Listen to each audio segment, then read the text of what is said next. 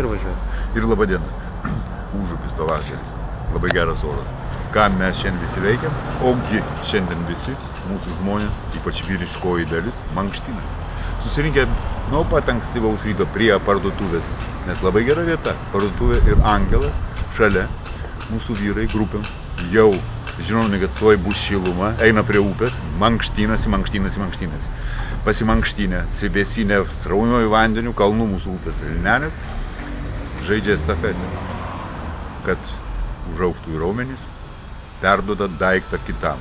Taip ir vadinasi, atnešk ir perduok.